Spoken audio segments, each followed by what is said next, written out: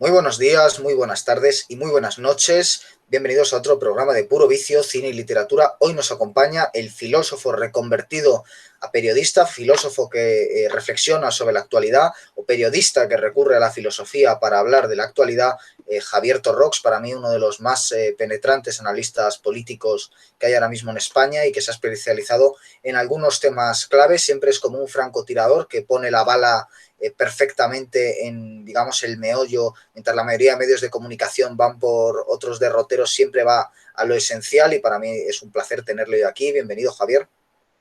Muchas gracias, Guillermo. Un placer estar contigo y con tu audiencia y compartir con vosotros esta charla. Pues Javier Torrox es autor de 2 libros, Golpe a la Nación, que podríamos decir que trata sobre, es una crónica sobre el secesionismo catalán, un tema tan sumamente candente, por desgracia, en España.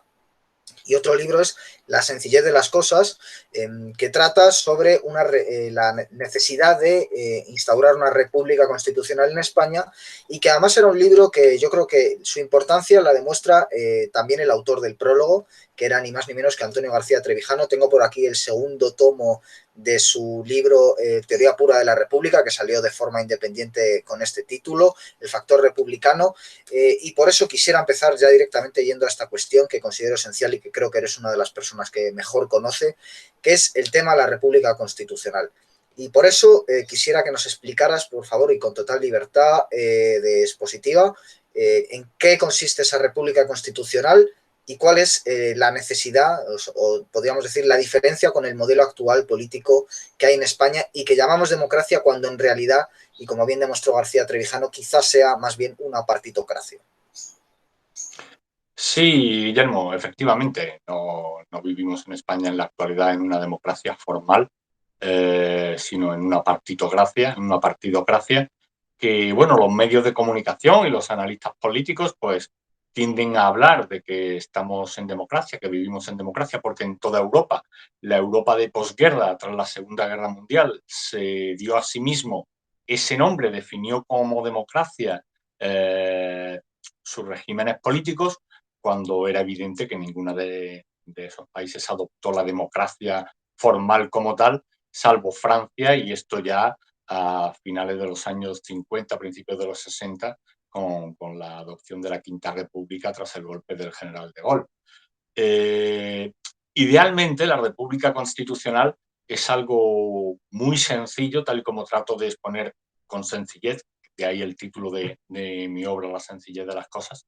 Es algo muy sencillo. Se trata de lo siguiente: separar los poderes del Estado mediante la separación de los medios de elección de las personas que ocupan temporalmente los cargos en esos poderes del Estado por delegación de los ciudadanos, que es de quien emana la legitimidad moral de la designación de esos puestos, y hoy en día no evidentemente la legitimidad legal. Para eso sería necesario evidentemente que hubiera una constitución que estableciera estos distintos medios de elección de los cargos que supusieran la separación de los poderes que representan estos cargos. Dicho así, que pudiera sonar un poco confuso, pero yo creo que la audiencia lo entenderá perfectamente si lo describimos de la siguiente forma: una urna para elegir al gobierno de forma directa, por mayoría absoluta, a doble vuelta si fuera necesario, y en distrito único o circunscripción única de toda España. Tan sencillo como eso. De esa forma se elimina cualquier problema o peligro de que dos o más partes puedan ponerse de acuerdo con posterioridad a unas elecciones legislativas, que sucede en la actualidad en el sistema parlamentario de elección del gobierno, en el que las mayorías parlamentarias son las que deciden, la mayoría parlamentaria es la que decide la elección del gobierno. De este modo, los gobernados no participan sino indirectamente en la elección de su propio gobierno, porque la elección de su propio gobierno está en manos de unos diputados a los que los ciudadanos tampoco pueden elegir, como describo en el libro y como demostró el señor García Trevijano. La República Constitucional, ¿qué pretende respecto a la elección de los diputados y la separación de los poderes del Estado, el ámbito legislativo, el poder legislativo? Pues algo muy sencillo: que cada grupo de unos 100.000 ciudadanos, por así decir, se divide la España en distritos electorales no provinciales como en la actualidad, como impone en la actualidad la llamada Constitución de 1978, que impone la provincia como circunscripción electoral, sino distritos electorales de alrededor de 100.000 habitantes, en los que cada distrito electoral elija por su nombre, de forma uninominal, a la persona que quiere que represente sus intereses en la Cámara Legislativa, en el Congreso de los Diputados. De este modo, si se elige de forma directa a una persona por su nombre y en el distrito esa elección se realiza por mayoría absoluta, a doble vuelta si fuera necesario, al igual que en la elección al Poder Ejecutivo, pues de ese modo sí podríamos decir que los ciudadanos tienen un representante político en las Cortes, en el Congreso de los Diputados. En la actualidad no podemos decir eso.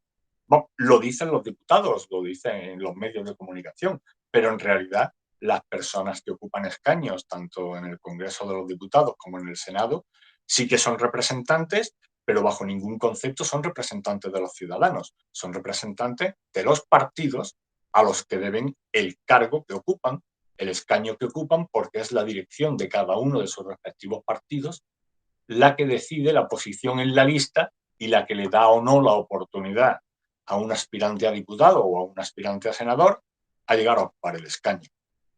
Esto es, grosso modo, y de forma muy sucinta y breve, de lo que trata mi obra, La sencillez de las cosas, que no es otra cosa que una exposición en términos sencillos para las grandes audiencias de la teoría pura de la República de Antonio García Trevijano.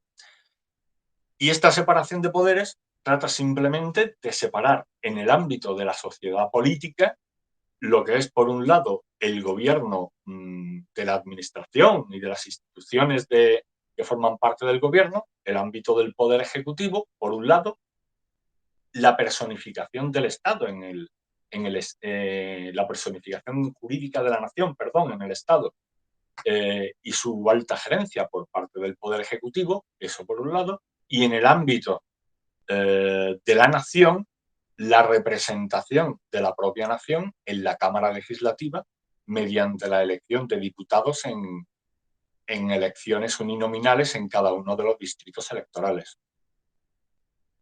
La obra de Teoría Pura de la República tiene tres partes. Yo, de hecho, tengo esta edición que está ya dividida en las tres. La original, que salió en un solo tomo, tenía un inconveniente, efectivamente, para el gran público, ¿no? Y es que tiene una primera parte apasionante, muy interesante desde el punto de vista de teoría política y de historia, sobre la Revolución Francesa, un poco como génesis de los males de la democracia europea en contraposición a la democracia norteamericana, que ahora, si te parece, hablaremos de que esto precisamente que acabas de exponer no es una invención tuya ni una cosa que jamás se haya dado, sino que precisamente esa elección personal por distrito se da en Estados Unidos.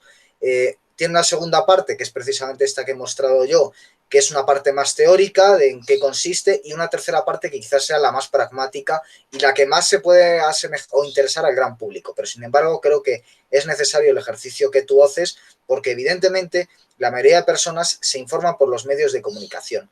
Y entonces voy a plantear dos ejemplos prácticos que me gustaría que profundizaras un poco en ellos, de por qué se producen. Uno de ellos se produjo en Madrid, que es donde yo vivo y por eso lo conozco bien, y es cuando se votó a Gallardón para la alcaldía de Madrid, y al poco de que se ha votado Gallardón para la alcaldía de Madrid, ocurre que Rajoy le ofrece el puesto de ministro y Rajoy deja la alcaldía de Madrid. Resulta que quien acaba siendo alcaldesa de Madrid es Ana Botella, a la que no ha votado nadie, iba en el equipo de Gallardón, pero no era la cabeza de lista, podríamos decir, y por esta razón nos daríamos cuenta de que no vivimos en una democracia personal donde quien estés votando a las personas, sino que votas al partido. Y además votas al partido que elige a sus candidatos por lista cerrada, es decir, prácticamente a dedo. Y quisiera que ahora nos explicaras un poco por qué esto no se podría producir en una república constitucional. Ese sería un ejemplo. Y el otro ejemplo sería el de, bueno, lo que se viene dando en España prácticamente desde que hay democracia, que es, hay corrupción en el gobierno de Felipe González, pues le echamos y ponemos a Aznar. Hay corrupción en el gobierno de Aznar, pues le echamos y ponemos a Zapatero, y así ad infinitum, ¿no? Con esta guerra que tenemos del famoso y tú más, de un partido que acusa de corrupto a otro, cuando lo que no se está entendiendo es que la corrupción es algo más bien estructural por cómo está conformada la democracia en España. Entonces me gustaría que por un lado nos hablaras de cómo la diferencia que hay entre votar a personas y votar a listas cerradas, eso por un lado, y por otro, por qué en España, digamos, hay esa corrupción sistémica que no habría en una república constitucional. Sí, el ejemplo que ponías antes acerca del señor Ruiz Gallardón y cómo la señora Botella accede a la alcaldía de Madrid por esa varita mágica que convierte al señor Ruiz Gallardón en ministro después de haber sido investido alcalde de la Villa de Madrid. Claro, eso pone de manifiesto no solo que los ciudadanos no pueden elegir los cargos que las instituciones y los medios de comunicación hacen creer a los ciudadanos que están eligiendo, porque en realidad lo único que el sistema les permite hacer a los ciudadanos es ratificar decisiones previamente tomadas por las cúpulas de los distintos partidos. Y ojo, estas decisiones ni tan siquiera son permanentes ni son firmes. Un partido en cuestión puede decidir en cualquier momento que tras una elección determinada el dirigente del partido dice, bueno, en realidad esta persona que ha ocupado tal alcaldía me interesa incorporarla a mi equipo. Así que esta persona se viene conmigo y abandona la alcaldía. Esto, en un sistema de elección directa, esto no solo es impensable, sino que quedaría patente lo que en realidad es, de lo que en realidad se trata. Porque al presentárnoslo los medios de comunicación como algo que entra dentro de la normalidad, la gente no se da cuenta del absoluto escándalo, de la inmoralidad que constituye que una persona presuntamente elegida, delegada por los ciudadanos para soportar sobre sí una determinada responsabilidad, abandona esa responsabilidad voluntariamente, deja tirados a los ciudadanos que han depositado en él su confianza y se va a ejercer otras funciones sin rendir cuentas, sin dar explicaciones y sin absolutamente nada. Y de repente los ciudadanos se encuentran con que es otra persona a la que no han elegido, que es la que desempeña el cargo que el anterior ha abandonado. Esto es escandaloso. En un sistema de elección directa uninominal no se podría producir bajo ninguna circunstancia, porque sería absolutamente evidente que esto constituiría una traición del elegido hacia sus electores. Y esto es lo bueno que pone de manifiesto la República Constitucional, la relación absolutamente directa entre el elector y el elegido, entre el mandante y el mandatario. No hay partido entre medias. El partido puede constituir una organización que le presta logística a los candidatos en tiempos de campaña electoral, puede constituir también una organización logística también para la realización de charlas, de promoción de sus ideales, de promoción de sus candidatos en distintos lugares. Está muy bien, eso es estupendo, pero nada más. Lo que no es aceptable ni moralmente ni políticamente es que los partidos se hayan constituido a sí mismos a través de la ley electoral proporcional en los órganos decisorios de las elecciones que le presentan a los ciudadanos, engañando a los ciudadanos y haciéndoles creer que son ellos los que eligen, cuando la realidad es que son las cúpulas de los partidos las que lo eligen absolutamente todo. Esto, por un lado, en lo que respecta a la elección directa de los ciudadanos y la imposibilidad de que el elegido traicione a sus electores, porque eso supondría el fin de su carrera política en una república constitucional que funcionara bajo las reglas de una república constitucional, tal y como exponía el señor García Trevijano en su obra Teoría pura de la República y como expongo yo en mi obra La sencillez de las cosas. La segunda cuestión que me planteaba, Guillermo, discúlpame, era... No, normal, es que son, digamos, uno se mete y se le olvida. La otra era la cuestión de la corrupción sistémica, es decir, que mientras se juega por los medios de comunicación y por los políticos en engañar continuamente al ciudadano diciendo, no, el corrupto es González, no, el corrupto es Aznar, no, el corrupto es Rajoy, La realidad, por lo menos en mi opinión, y creo que estarás de acuerdo, es que el sistema favorece la corrupción.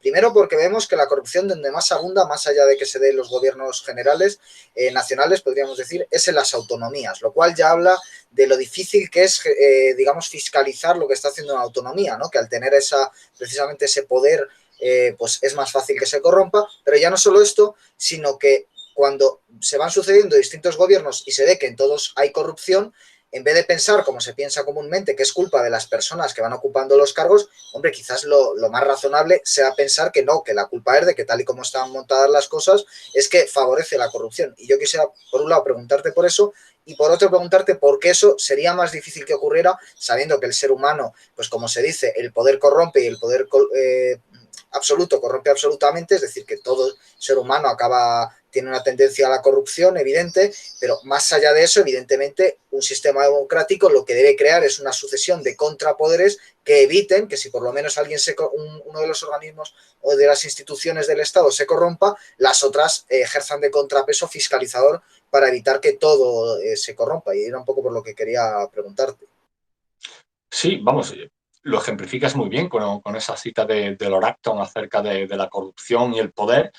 Es evidente que el ser humano, la condición humana, pues tiende a corromperse. El ser humano se corrompe con facilidad y esto es absolutamente inevitable. Y el más perfecto de los sistemas políticos es incapaz de impedir que se produzca la corrupción. Del mismo modo que no hay medicina que impida el envejecimiento y la muerte de los seres humanos. Eso es absolutamente inevitable. Forma parte de la condición humana, la corrupción. Por tanto, yo creo que debemos ser realistas, no especular que pueda llegar a existir un sistema político ideal que ponga fin y coto a toda forma de corrupción, en el que los hombres y las mujeres nos transformemos en ángeles y que nunca más cometamos delitos ni nos corrompamos, eso es absolutamente imposible. El ser humano tiende a la corrupción porque la corrupción forma parte de su propia condición humana, pero sí que existen medios para dificultar esa corrupción.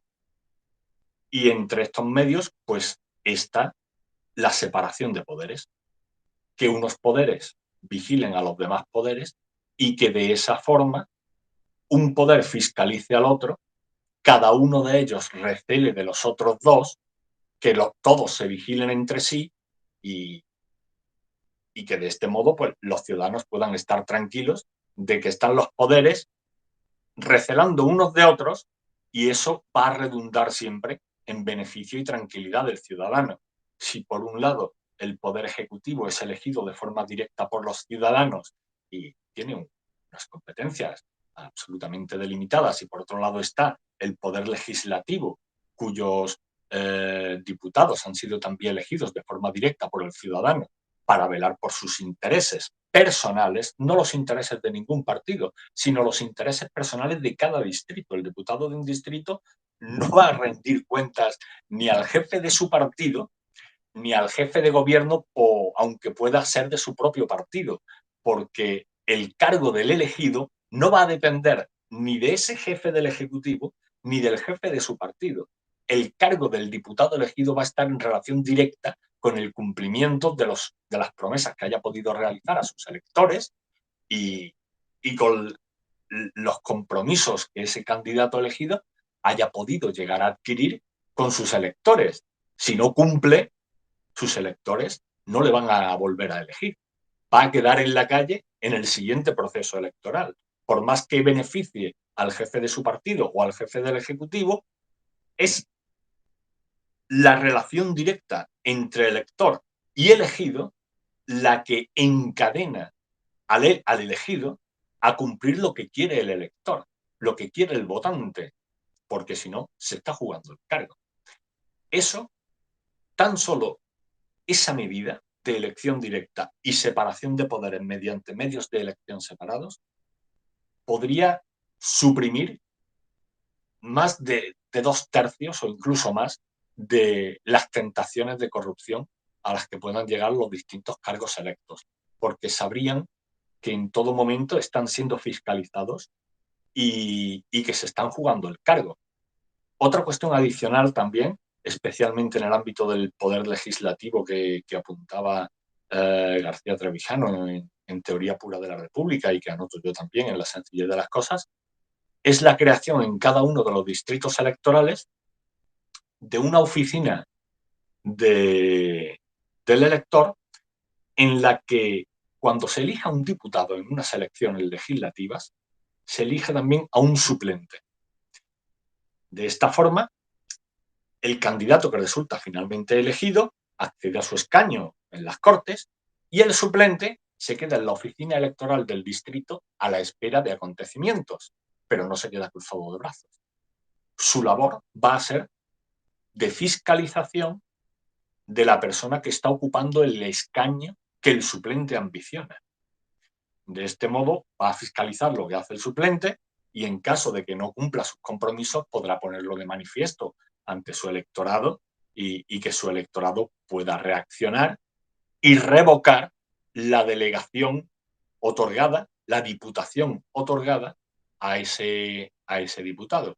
Esto también es una forma muy original que también existe en Estados Unidos de limitar las posibilidades de corrupción de los cargos electos.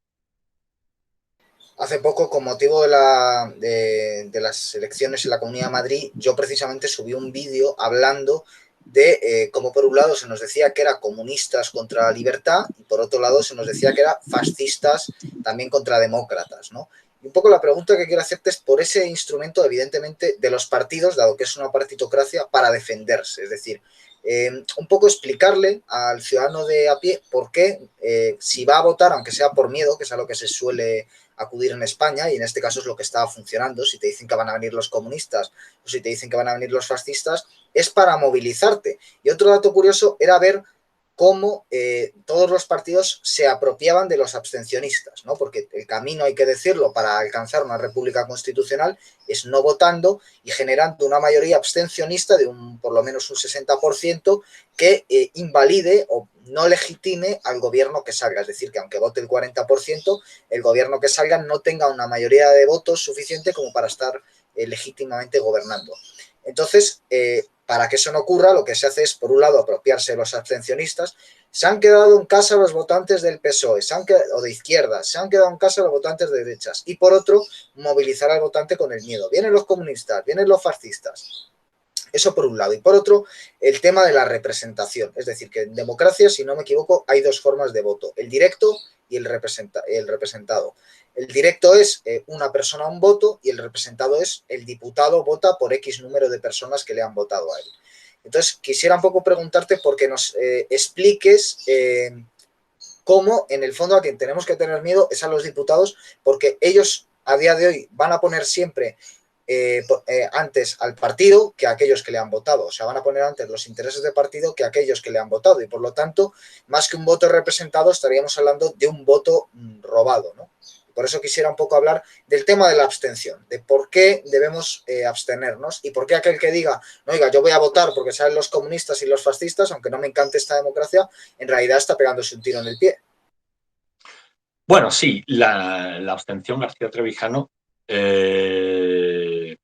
propugnaba como arma pacífica contra el régimen del 78 y para derribar el régimen del 78, una abstención que alcanzara una masa crítica tal que deslegitimara al sistema. Claro, para que esto se pueda producir tendría que darse una abstención pues probablemente superior al 60%. Tampoco es algo que se pueda saber ni que se pueda decir de forma científica a partir de este porcentaje de abstención queda deslegitimado el sistema. No, eso no se puede saber. Eso habría que ver qué circunstancias están concurriendo en ese momento, distintas circunstancias políticas, históricas, que no es posible prever. Eso hay que verlo en el momento. O quizá con un 55% de abstención bastara. Eso no se puede saber. En cualquier caso, eso es cierto que resulta complicado verlo en la actualidad. Ser capaz de ponerse en esa situación de una abstención masiva en la que la mayor parte del cuerpo electoral le da la espalda al sistema, porque claro, tiene que haber en el momento en el que la abstención arrolla al sistema, tiene que existir también un oportunismo político que haya defendido esa abstención, que levante la mano y diga, ojo, esta abstención me sigue a mí, que estoy proponiendo la abstención con este objetivo político. Este es el objetivo político que proponemos y la fuerza que tenemos es esta. Claro, eso dicho en este momento, con una abstención que pueda rondar, no sé, el 40%, y en el que ese 40%, pues habría que dilucidar también qué porcentaje es un abstencionista activo que persigue el derribo del sistema mediante la no colaboración, la no legitimación del sistema y no votando, o simplemente se trata de un abstencionista que no acude a votar por mera desidia o porque le da igual o porque no tiene el más mínimo interés en ninguna de estas circunstancias políticas. Tiene que darse una abstención con tal fuerza que esté la sociedad en ebullición con esa abstención. Eso tiene que estar en la calle. En el momento en el que esa abstención se produce con esa fuerza y está en la calle de forma real, pues el sistema cae por su propio peso. Cae por su propio peso, aunque tiene que existir también un oportunismo político que haya venido defendiendo la abstención con este objetivo y que reclame el triunfo de la abstención para realizar pues, el programa político que estuviera previsto en quien está previendo esta abstención. Eso en cuanto a la abstención. Y otra cuestión que me estabas comentando también, refréscame, por favor, era...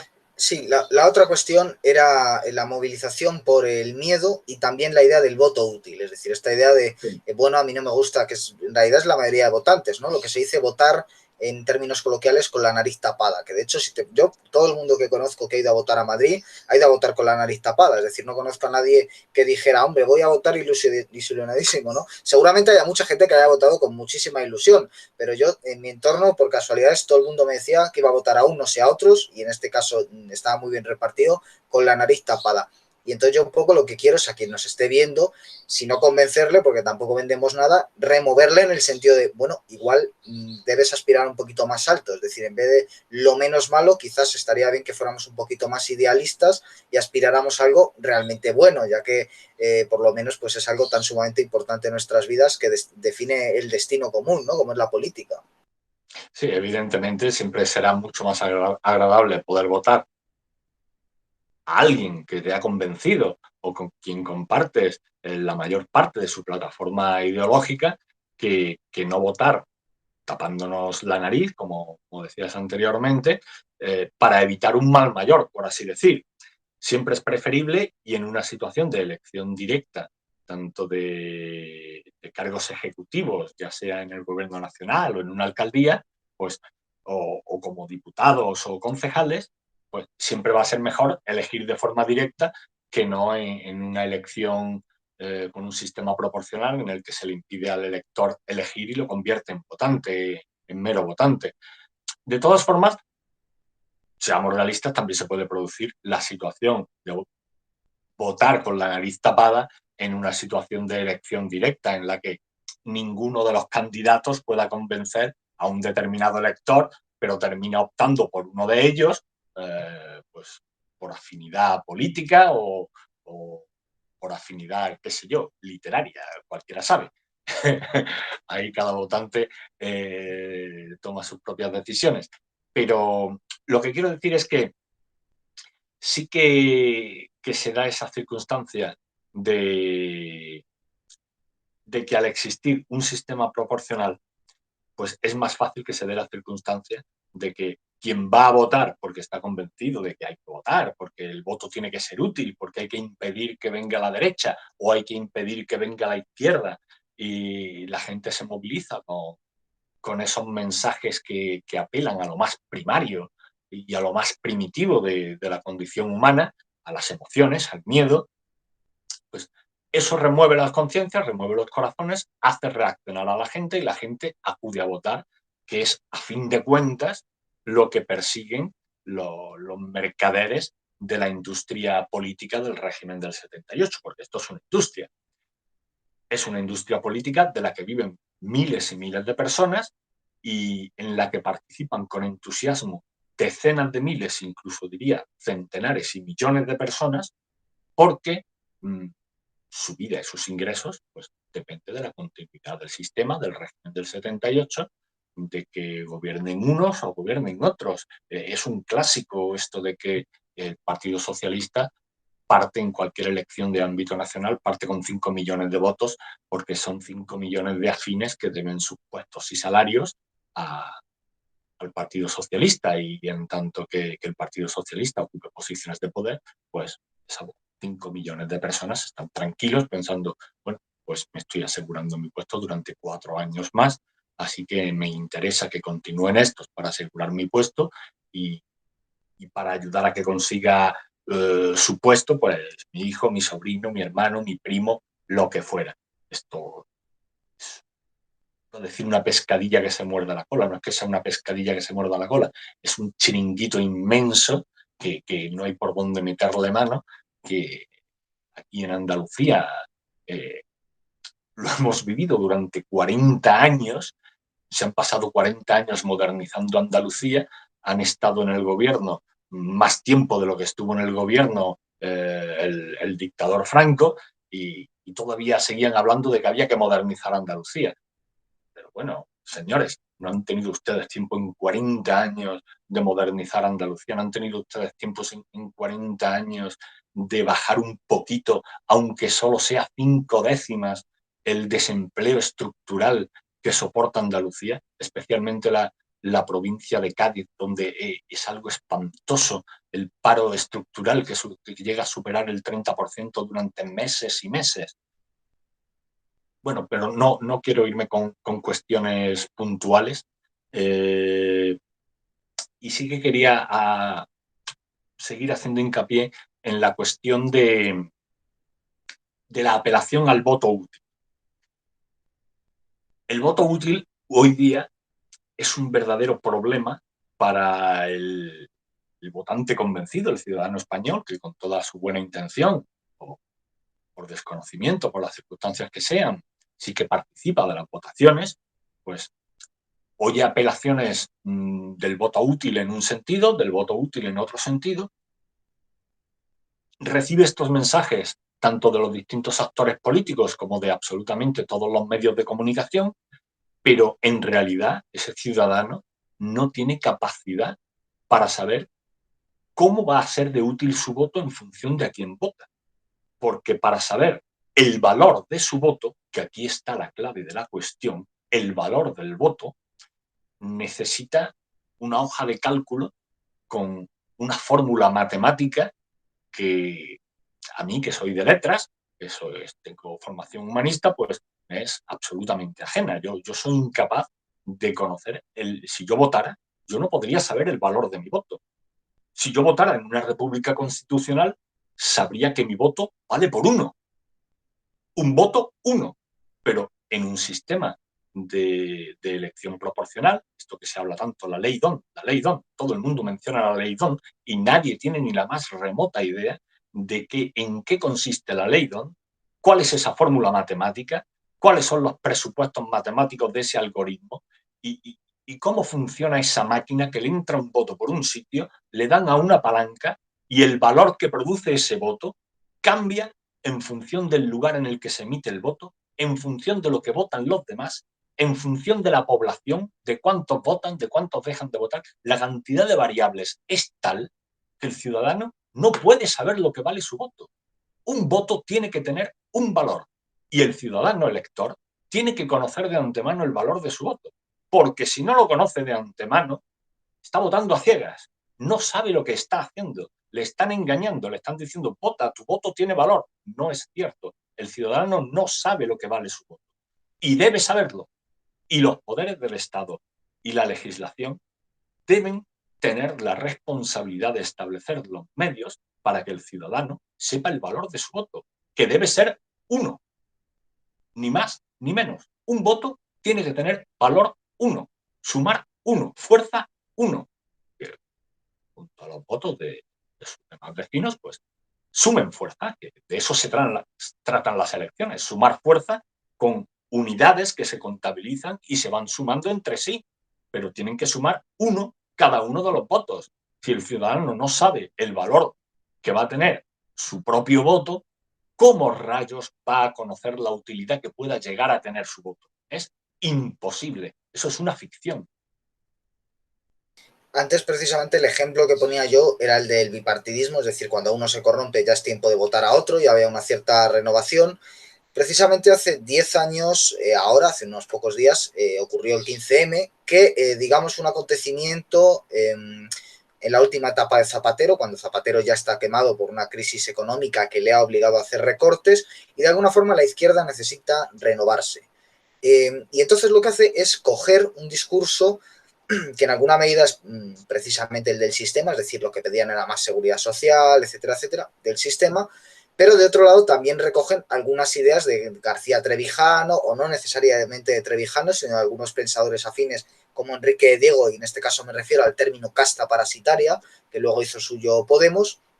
Y precisamente antes has utilizado el término chiringuitos, ¿no? Que precisamente en las elecciones de Madrid, a quien hemos visto usarlo es a Vox, en el sentido de que también decía hay que recortar los chiringuitos, etcétera. Lo que quiero poner con estos dos ejemplos es como, para que quede claro que no es una cuestión de izquierdas o de derechas, como partidos que supuestamente vienen a romper con el bipartidismo, a renovar el sistema, a cambiar las cosas, etcétera, pasado un tiempo, como hemos visto con Podemos, y pasado un tiempo, como se empieza a ver y seguramente se acabe viendo con Vox, están condenados de nuevo por la forma en la que está constituida el sistema a acabar cayendo en los mismos errores que venían a criticar. De resultas, y yo evidentemente estoy dando una versión muy particular del 15M que para nada tienes que compartir, yo creo que al final lo que genera es el hartazgo de la gente. Es decir, que la gente que estaba ilusionada con cambiar el sistema acaba no cambiando el sistema y acaba desilusionándose, viendo como otra vez votaba pensando en X y han acabado haciendo Y. Entonces lo que quisiera preguntar, bueno, y de resultas que además yo creo que esto ha llevado a una crispación y a un fin del diálogo, es decir, el 15M empezó siendo una cuestión de diálogo entre ciudadanos de distintas ideologías, y ahora mismo en política es muy difícil, ya no solo entre políticos, sino entre los propios ciudadanos, que se pueda hablar. Es decir, si yo sé que tú, por ejemplo, votas a X partido y tú sabes que yo voto ahí, pues seguramente si somos amigos evitemos las cuestiones políticas para no discutir. Y creo que eso también lo que hace es, precisamente por esa exacerbación sentimental que tú comentabas antes, que no se utilice la razón. Y como no se utiliza la razón, no hay una aspiración a algo objetivo, tangible, como puede ser pues los requisitos de una república constitucional, sino que como son una cuestión de sentimientos, enseguida empezamos a elevar la voz, a ir con los argumentos ad hominem, etcétera. ¿Cómo podemos, de alguna forma, cambiar la forma en la que los españoles entendemos la política para sacarla de los sentimientos y para devolverla a las cuestiones prácticas, a las medidas de gobierno?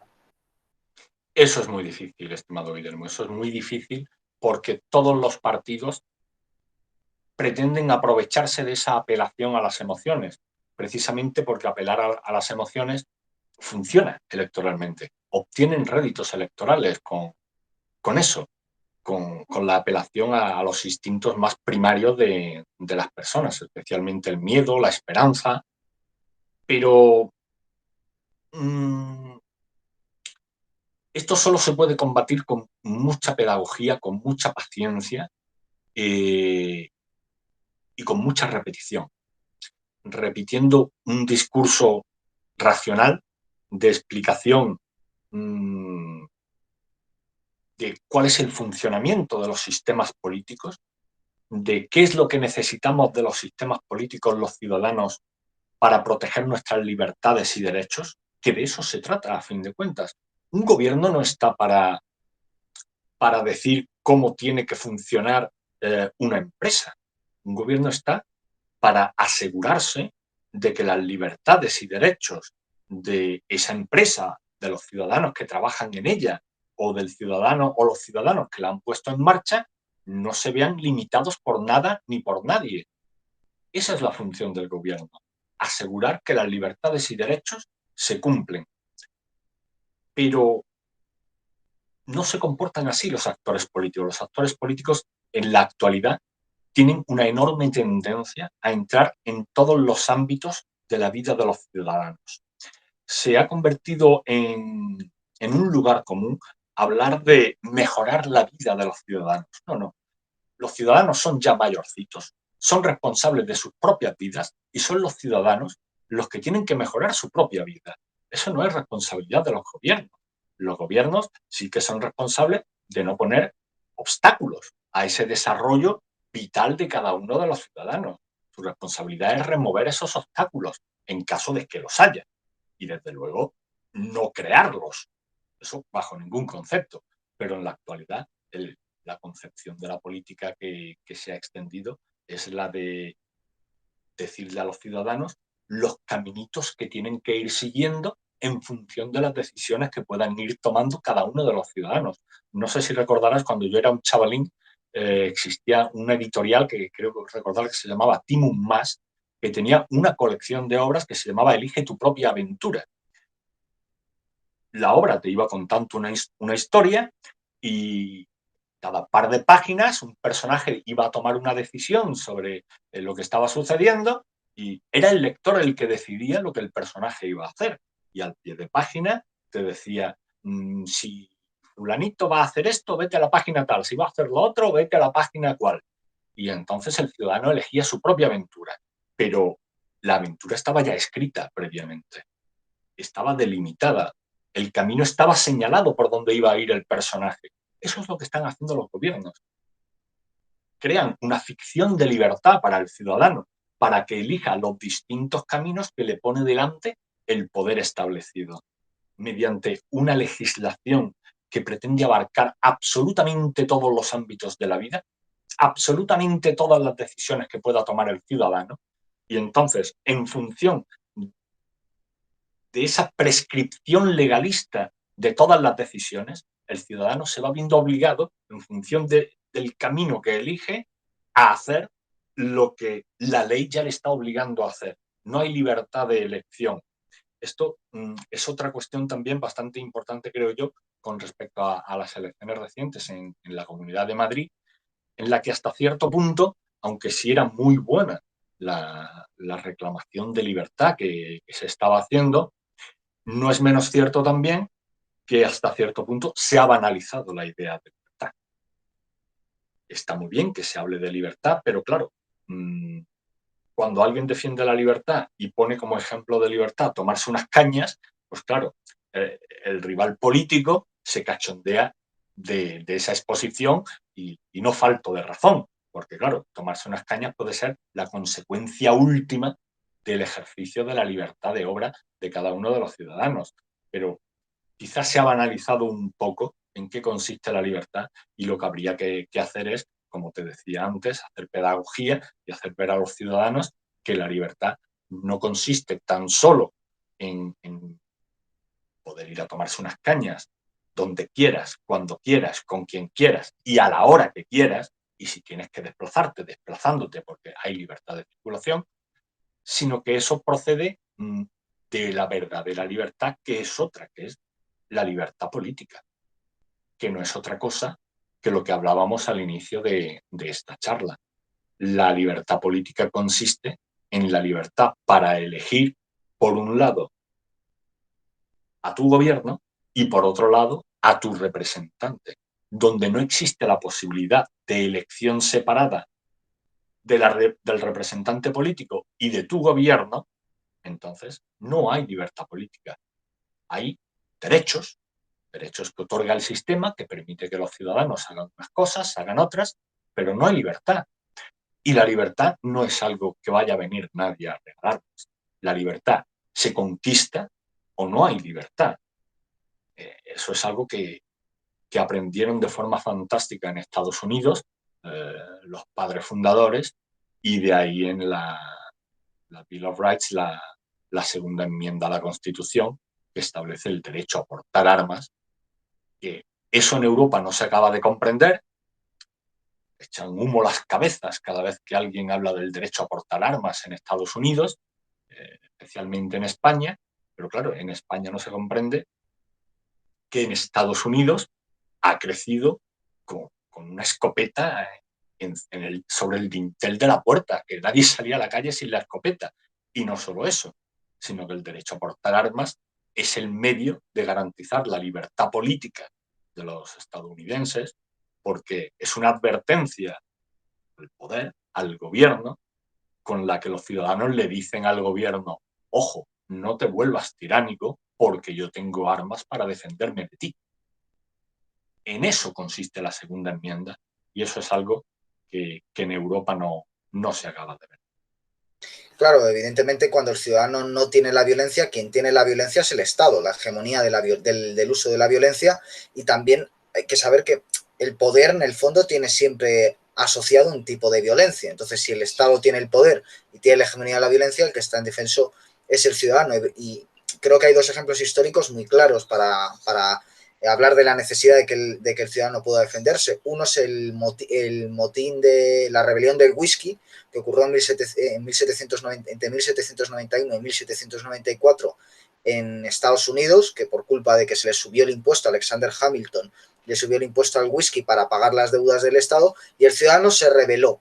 Y entonces, evidentemente, es necesaria para esa rebelión contra el Estado tener la violencia. Y otro ejemplo más cercano es durante la invasión napoleónica de España, que el ejército, por orden de los reyes, no defiende a la población, y por tanto es la población que en aquel entonces llevaban navajas, es decir, no armas de fuego, pero sí era usual que el ciudadano llevara armas blancas, se pudo defender, y es la famosa resistencia. Claro, si no hubieran echado mano de sus navajas, que era típico que llevaran, porque no eran cuchillos jamoneros, sino que eran navajas hechas a tal uso, pues no hubieran podido defenderse, y creo que eso es un asunto clave. Precisamente. A ese respecto, sí. Discúlpame, Guillermo, que apuntas de la guerra de independencia en España. Existe un... Ahora que se ha cumplido el bicentenario de la muerte de Bonaparte en la remota isla de Santa Elena, me gustaría traer a colación en mi libro El golpe a la nación, lo menciono, que Bonaparte en sus memorias, hablando de la guerra de independencia con España, señaló que la población, el pueblo español, se vio abandonado de sus reyes, sin autoridad a la que encargar la defensa del Estado, y que fueron los propios ciudadanos, el propio pueblo español, el que tomó, no teniendo en quién confiar esa responsabilidad porque habían huido, tomó sobre sí esa responsabilidad, y la conclusión al respecto de Bonaparte de por qué perdió la guerra en España es demoledora. Napoleón decía: me vine a encontrar luchando contra una nación entera. Más peligroso que cualquier ejército, claro, ningún ejército es tan numeroso. Exacto, porque cuando peleas con un ejército, pues peleas con un ejército que no solo va uniformado, sino que sus recursos humanos son finitos, son limitados. Sin embargo, si estás invadiendo un territorio extranjero y con quien te estás enfrentando es con la totalidad de la nación nativa de ese territorio, estás en guerra hasta con las piedras, porque se te van a rebelar hasta las piedras. Y además que el pueblo español siempre lo ha hecho, porque bueno, aunque era lusitano, pero los lusitanos se levantaron con Viriato contra los romanos, con la guerra de guerrillas, lo hicieron contra los árabes también, es decir, eso se inició, la llamada reconquista se inició mediante el pueblo en Francia, y yo en mi caso particular, es una opinión particular, añadiría contra los bolcheviques. Creo que también hubo una especie de levantamiento popular, porque no hay que olvidar que la mayoría del ejército era fiel a la República. Pero bueno, por no extraviarnos, sí que quisiera preguntarte por una tendencia preocupante en el mapa geopolítico, que es como países como China, países como Rusia, que no son democracias, parece que son mucho más fuertes que las democracias por tener un pensamiento más a largo plazo, por poder doblegar precisamente las libertades de los ciudadanos al servicio del Estado, y parece que las democracias se van hundiendo o bien van cayendo en populismos, que los populismos se basan en el prestigio de las personas, o más que en el prestigio, en la capacidad de las personas carismáticas, como Trump, como Bolsonaro, etcétera, para atraer sobre su figura, pues que ellos son muy poderosos, frente a las democracias no populistas, que lo que se basan es en las instituciones, es decir, que lo que no es fuerte es la personalidad de los políticos, sino el poder de las instituciones. Y yo quisiera un poco preguntarte por esa perspectiva, es decir, quizás la clave de que se estén hundiendo las democracias es que, por ejemplo, en casos como la española no son democracias, y eso las esté haciendo más débiles en el plano, esas debilidades internas de la democracia las hacen débiles en el plano externo de la política mundial? Sí, evidentemente cuando las instituciones son débiles, sus cimientos no son fuertes, están construidas sobre arena. Entonces se vienen abajo con facilidad. No se sostienen en el tiempo. Instituciones fuertes son como las de Estados Unidos, que están sobreviviendo pues, desde hace ya casi 250 años. Están cerca ya de los 250 años. Pero las instituciones españolas ya es sorprendente de por sí que estén durando las actuales más de 40 años, dada la escasa profundidad de los cimientos y la escasa fortaleza de los cimientos de las instituciones españolas. Las instituciones españolas, si están perdurando, es por el acuerdo tácito existente entre las distintas élites para continuar en el reparto del botín.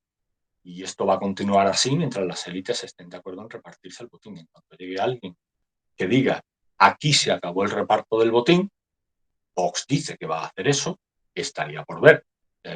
Si llegado el caso, si llegara al poder, se lo hiciera. Pero el resto de opciones políticas están en el reparto del botín, el reparto del consenso. El consenso no es otra cosa que el reparto del botín del Estado. Entonces, esas instituciones que son débiles dan lugar a la corrupción. La corrupción da lugar a esta situación de la que estábamos hablando hace un instante. Y estas instituciones débiles se vienen abajo en cuanto llega una circunstancia de verdadera crisis. Sucedió, por ejemplo, en el año 2017 con la rebelión de la Generalitat. La situación fue de tal gravedad, yo creo que la mayoría de los ciudadanos no son conscientes de hasta qué punto fue grave, que el golpe a la nación perpetrado por la Generalitat de Cataluña puso a España en riesgo de caer en una nueva guerra civil, porque una declaración de independencia no es un expediente administrativo. Una declaración de independencia, por su propia naturaleza, constituye una declaración de guerra, como lo fue, por ejemplo, la declaración de independencia de los Estados Unidos. Eso era una declaración formal de guerra contra el Imperio Británico y contra el rey de Inglaterra.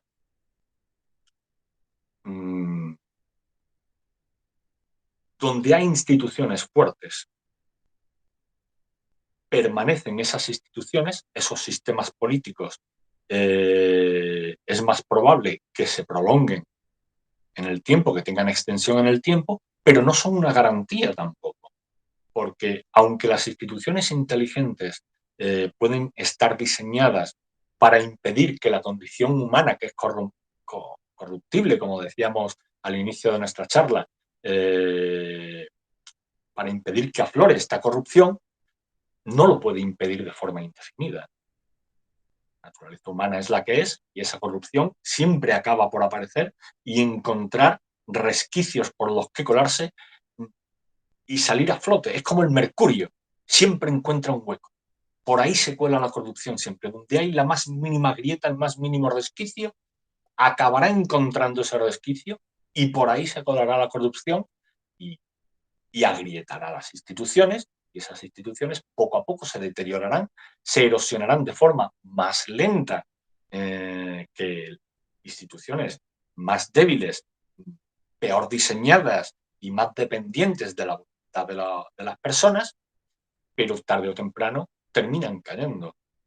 Si cayó el Imperio Romano, sin duda alguna, cualquier sistema político que podamos idear, por muy perfecto que sea, por muy estupendo que sea, acabará cayendo también. Hombre, la cuestión está en dotarnos de un sistema político que nos garantice de la forma más prolongada posible paz y prosperidad.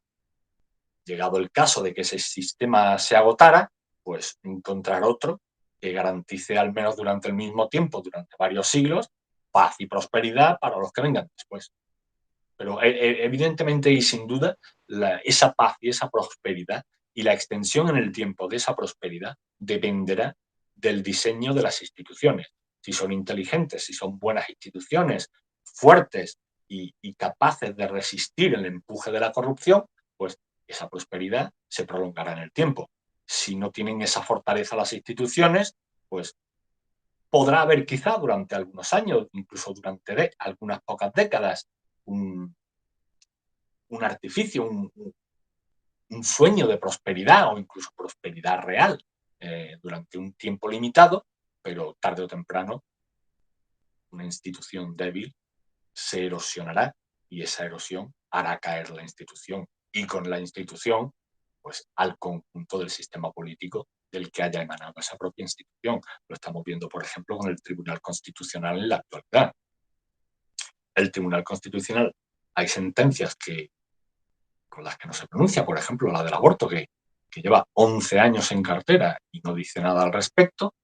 El estado de alarma hace más de un año del recurso al primer estado de alarma declarado por el gobierno y aprobado por el Congreso de los Diputados al inicio de la epidemia en marzo de 2020 y sigue sin pronunciarse. Hemos tenido ya 3 estados de alarma con diversas prórrogas, la última totalmente ilegal, es evidente, de 6 meses, sigue sin pronunciarse. Pues, evidentemente, el Tribunal Constitucional es un tribunal totalmente desprestigiado, totalmente débil ante los ojos de los ciudadanos, porque claro, los ciudadanos ya se ríen de un tribunal que dicta sentencias cuando el hecho, la cosa juzgada, ya ha dejado de existir, ya no tiene solución. No se puede retrotraer el tiempo al estado previo al bien jurídico que ha sido destruido por la decisión que el Tribunal Constitucional pueda llegar a decir, pues mira, sí, fue ilegal y fue anticonstitucional esta decisión, pero ya ha pasado el tiempo, ya da igual. Las libertades y derechos de los ciudadanos han sido conculcados y lo han sido con impunidad. Pues claro, una institución que hace eso, evidentemente, está viniéndose abajo, está desmoronándose. El Estado entero en España en la actualidad se está desmoronando poco a poco. Bien es cierto que más lentamente de lo que pudiera haber sido previsible hace unos años, pero se está viniendo abajo lentamente, pero sin pausa. Con el afán de las termitas. Javier Torros, por no quitarte más tiempo, sí que quiero hacerte una última cuestión, porque bueno, hemos pasado casi toda la conversación hablando de la sencillez de las cosas. Por conectar un poco ese tema con el golpe a la nación, quería preguntarte por la Constitución, ¿no? Esa Constitución que da inicio a lo que llamamos régimen del 78 y esa clave que quizás es la que permita que lleguemos hasta lo que ocurrió en 2017, que es la idea de distintas nacionalidades dentro de España, que está recogida en la Constitución, que en mi opinión es una catástrofe, una tragedia, y el día en el que esas termitas de las que estás hablando, bueno, lo de termitas lo he dicho yo, pero bueno, es una metáfora, esas termitas empiezan a faenar por destruir el interior de España, cosa que nos estalla en 2017. Y quería un poco preguntarte por esa Constitución, que no es una constitución ni mucho menos como la que propone García Trevijano, porque no está votada en bloque, es decir, se votó constitución sí, constitución no, no se votó ni la monarquía, ni los distintos puntos, ni se votó esa idea de nacionalidades, se hizo para contentar a todo el mundo malamente, porque al final no contentó a nadie con esa idea de que dándole las migas del pastel a los independentistas con esa palabra de nacionalidades y las comunidades autónomas se iban a satisfacer y desde luego estuvieron satisfechos mientras hubo dinero para pagarles, cuando se acabó el dinero dejaron de estar satisfechos y quería un poco preguntarte por esos fallos clave de la Constitución, sobre todo dándole alas al independentismo. Sí, la afirmación que hace la Constitución de que la nación española contiene más de una nación es una locura política y una ficción jurídica que es absolutamente inaceptable. Afirmar que la nación española contiene más de una nación es convocar a los fantasmas de una futura guerra civil. Es inevitable. No se puede decir que una nación tiene más naciones dentro de sí. Eso no existe. Antiguamente se hablaba de que España era una nación de naciones porque de su seno, del seno hispánico, habían nacido las naciones americanas de la América española. México, Guatemala, Honduras, El Salvador, Costa Rica, Panamá, Venezuela, Colombia, etc. Pero eso es en sentido figurado. Una nación, una de las características de una nación es la singularidad, la unicidad. Una nación no solo tiene que estar unida, sino que tiene que ser única, porque no puede haber más de una nación, porque el producto jurídico de las naciones son las constituciones. Una constitución es el medio por el que una nación política establece las reglas del juego político por el que esa propia nación se va a regir. No puede haber más de una nación porque eso implicaría una constitución por cada una de esas naciones. Y eso no es que sea un absurdo, es que es un imposible. Eso es convocar a una guerra civil, al enfrentamiento entre esas distintas naciones para que una de ellas acabe por imponerse sobre las demás. Eso no puede ser. Eso es convocar a los distintos ciudadanos de España a enfrentarse entre sí. Es una barbaridad. La madre del separatismo en España es la Constitución de 1978. No, durante décadas, los españoles, los ciudadanos, los actores políticos, los medios de comunicación le han dado la espalda a esa realidad. Pero claro, a la realidad no le importa que a usted no le importe la realidad. La realidad acaba imponiéndose.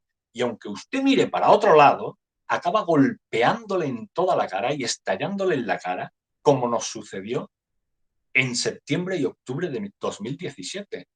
Nos estalló en la cara la realidad, lo que sucedió en octubre de 2017, en septiembre y octubre de 2017, es un genuino producto de la Constitución de 1978.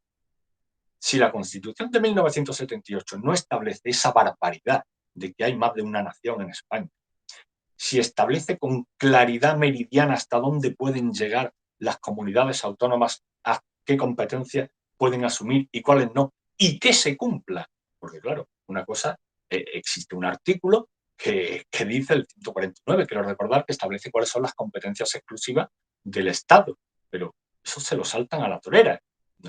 Aquí en España está todo el mundo apelando a la Constitución y luego hay un artículo de la Constitución que esté en vigor porque no se cumple. Es más, si se cumpliera la Constitución se vendría todo abajo. Es todo una enorme ficción. En cualquier caso, sí que quería dejar muy clara la idea de que la multiplicidad de naciones implica multiplicidad de constituciones, multiplicidad de legitimidades para elaborar no solo constituciones, sino las instituciones que emanan de esas constituciones, los gobiernos, el poder ejecutivo, el poder legislativo, el poder judicial, distintas instituciones anexas dentro de la administración que controle el poder, cada uno de esos poderes ejecutivos. Es que es una locura.